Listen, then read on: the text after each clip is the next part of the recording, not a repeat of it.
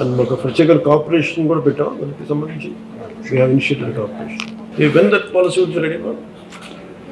Ready with this. We have some discussions this week on this also. Finalizations.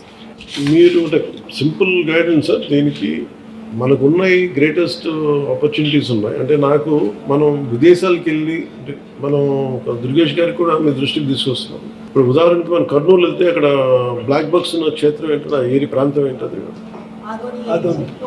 Adoni ఒకటి, తర్వాత మనం సిద్ధవటం ఒకటి.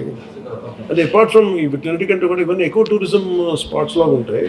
మన అడ్వెంచర్ టూరిజం లాగా.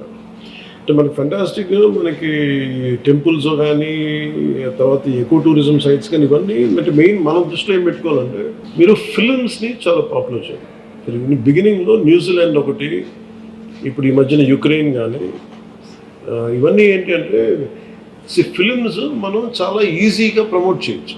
అంటే ఇప్పుడు న్యూజిలాండ్ ఏమన్నదంటే ఈవెన్ మన మధ్య సింగపూర్లో కూడా if you promote one film that will become your pamphlet. ఖర్చు పెట్టి తక్కువ వద్దేను మనకి వచ్చే మైలేజ్ ఎక్కువ ఉంది. అందుకని మీరు ఫిల్మ్ ఫ్రెండ్లీ కనుక కొన్ని అంటే చాలా క్లాసిక్ లొకేషన్స్ అని నేను చాలాసార్లు అనిపించేది use to go out of countries.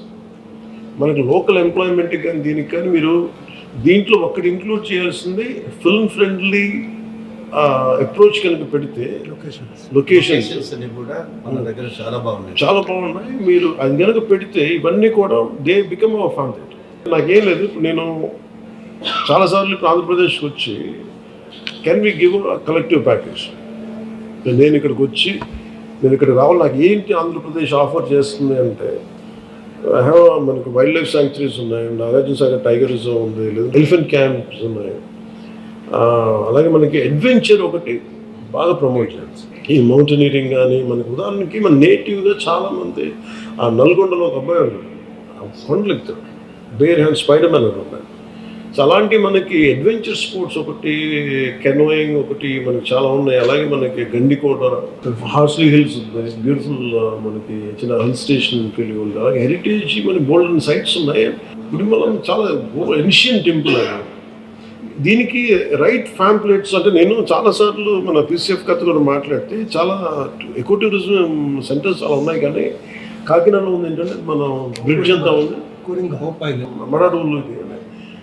దానికి నేను వెళ్ళి సర్చ్ చేసి అవుట్ ఆఫ్ ఇంట్రెస్ట్ దొరుకుతుంది, కానీ అనేది పబ్లిక్కి దొరకదు. In general it is not hitting on my Facebook. నేను వెళ్తుంటే మనం ఒక major we have to come at with advertisement plan. ఒక స్ట్రాంగ్ అడ్వర్టైజ్మెంట్ ప్లాన్ ఉంటే తప్ప నాకు ఏం ఆఫర్ చేస్తనేది అంటే మీరు ఫస్ట్ చేయాల్సింది instead of going elaborately with other things అసలు మనకి ఏమున్నాయి, ఏది ఫస్ట్ ఎఫిషియెంట్గా ఏవి పనిచేస్తున్నాయని చూస్తే ఎట్లా ట్రాక్ చేస్తామని ఆల్రెడీ ఉన్నాయి. ఉదాహరణకి నేను మొన్న మహారాష్ట్ర పర్యటనకి వెళ్తే లాపూర్ వాళ్ళు అడిగింది, నేను సోలాపూర్లో మాకు రావడానికి మాకు అవకాశం లేదు, ట్రైన్ లేదు మాకు, కుడ్ మీరు మాట్లాడేది ట్రైన్ అని చెప్పగల ఫ్లైట్ ఒకటి. ఇవి ప్రతిరోజు 1000 మంది వస్తారు ఓన్లీ లాతూర్ నుంచి. సో వాళ్ళకి రైట్ యాక్సెస్ లేదు. సో మనం ఇట్లాంటి మనకి ఇంత ఉన్నాయి. మేబీ ఇప్పుడు సార్ చెప్పినట్టుగా ఇప్పుడు మన యాత్రా బస్సుల్లాగా can we have a special train connectivity from different states నుంచి.